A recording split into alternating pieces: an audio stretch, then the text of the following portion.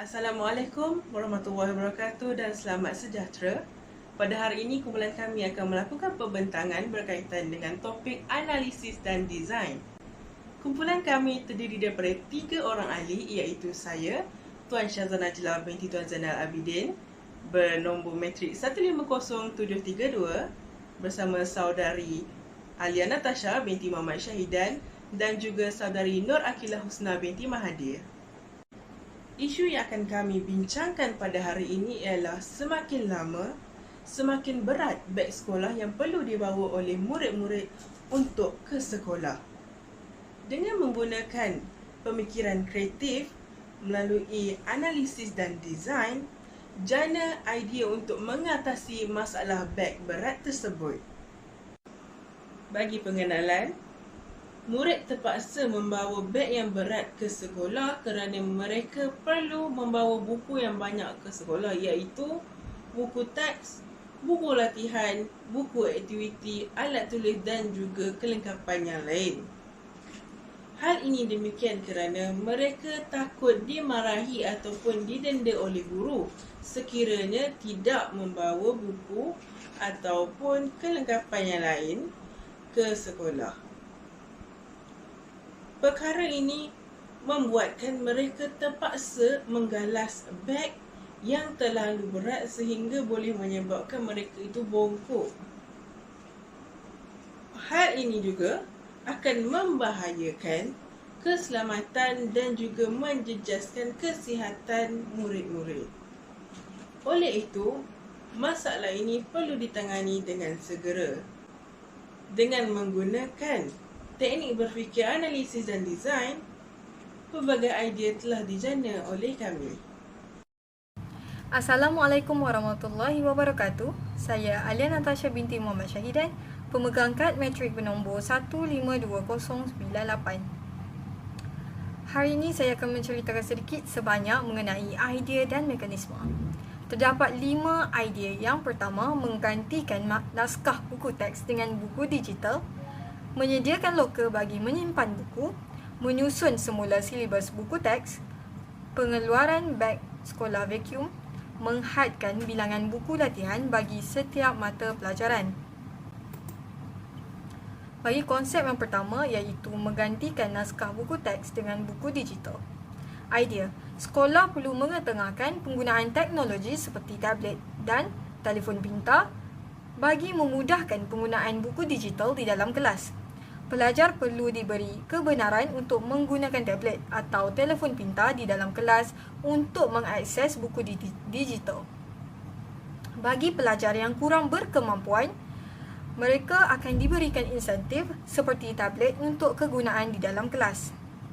Antara nilai-nilainya, pelajar akan lebih mudah untuk mengakses buku teks dan tidak perlu membawa terlalu banyak buku teks. Dapat mengurangkan penggunaan kertas, memandangkan nota turut boleh dibuat menerusi tablet atau telefon pintar yang mereka miliki. Dari segi analisis, tidak semua pelajar mempunyai kemudahan seperti tablet atau telefon pintar. Jadi kos yang tinggi diperlukan untuk menyediakan tablet untuk pelajar. Kos bagi membayar bil internet juga akan meningkat. Potensi untuk berlaku kecurian akan tinggi. Terima kasih saudari Alia Natasha atas penjelasan tentang konsep yang pertama. Sekarang saya akan menyambung pembentangan dengan konsep yang kedua. Konsep yang kedua ialah penyediaan lokar untuk menyimpan buku. Idea bagi konsep yang pertama ialah setiap kelas perlulah dilengkapi dengan lokar yang berkunci secara digital. Lokar yang disediakan pula hendaklah mengikut kapasiti kelas tersebut.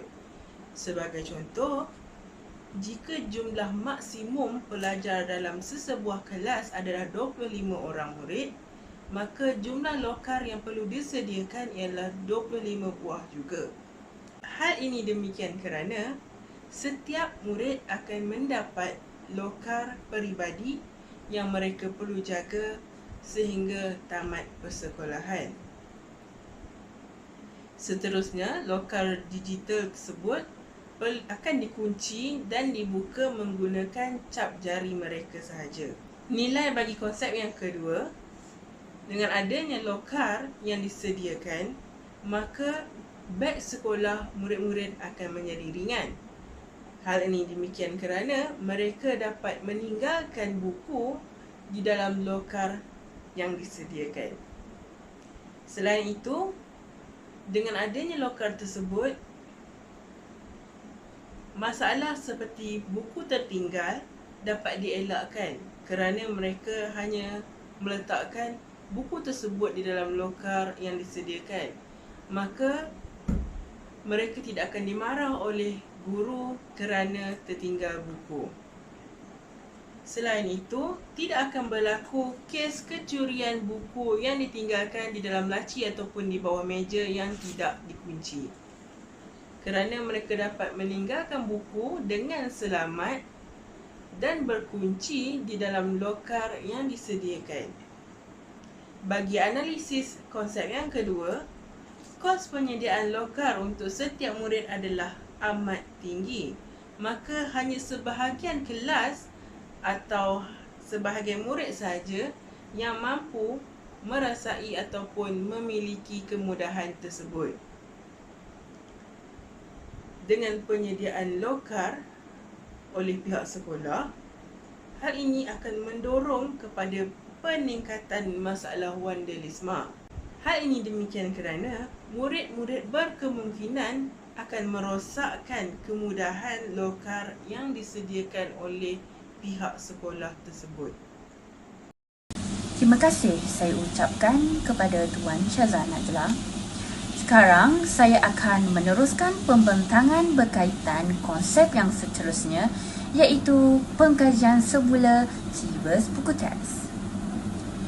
Bagi idea konsep ini, kerajaan perlu mengkaji semula serta menyusun semula silibus buku teks, iaitu dengan melihat sekiranya sesebuah mata pelajaran perlu menggunakan buku teks mahupun tidak.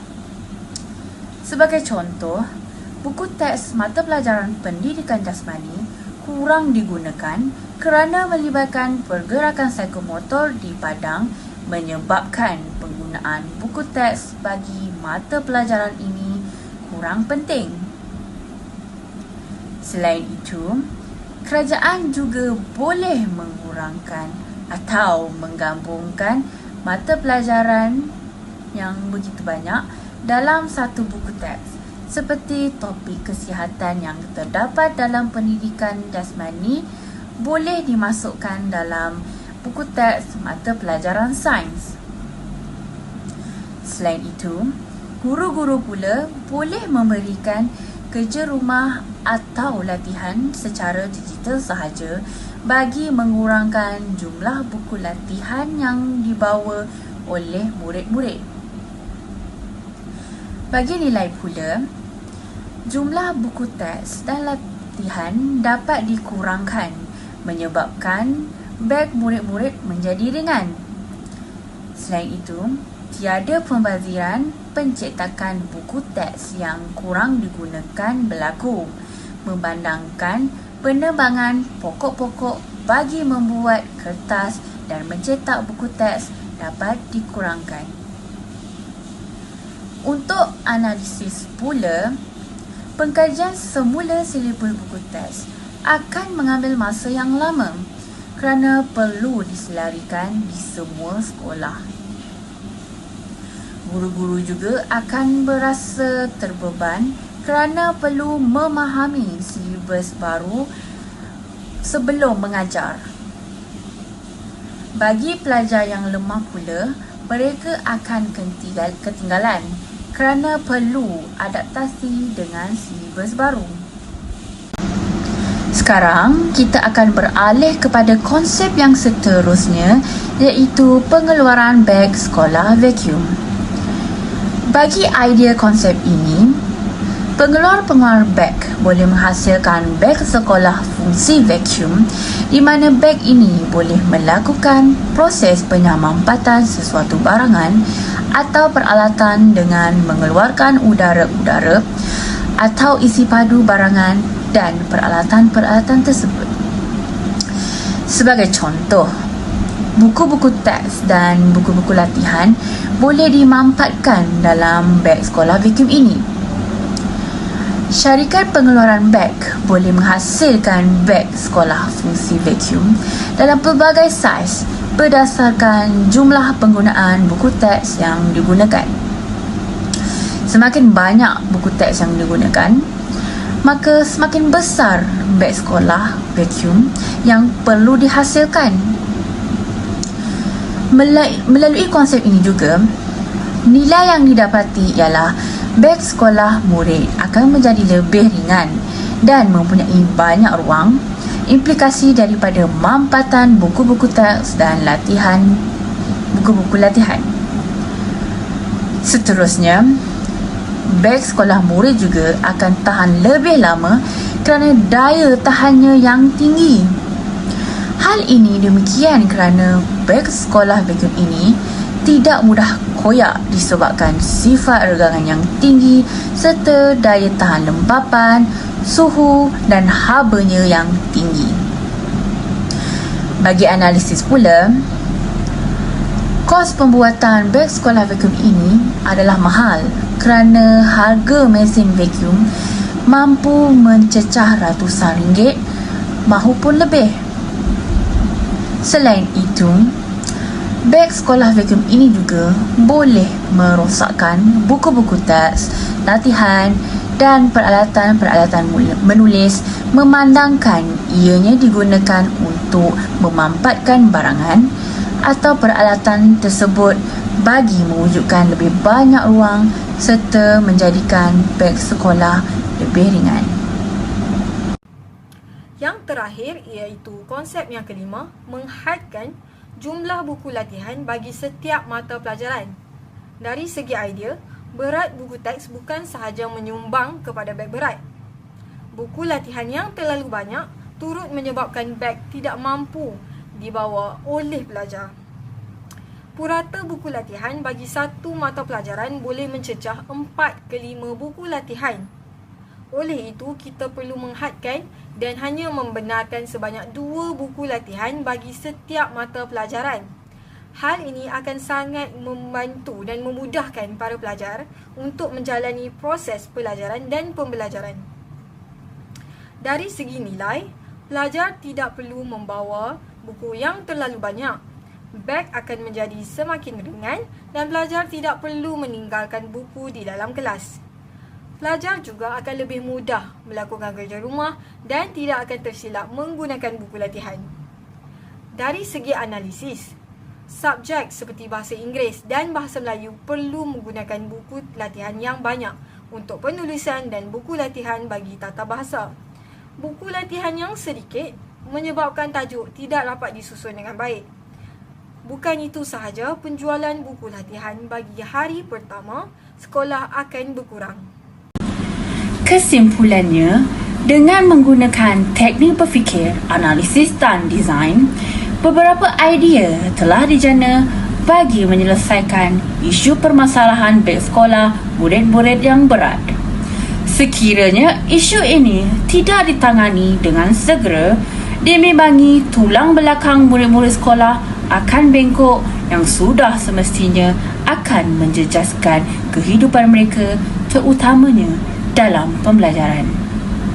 Hal ini demikian kerana mereka akan berasa lenguh-lenguh badan atau sakit belakang serta sukar untuk bernafas.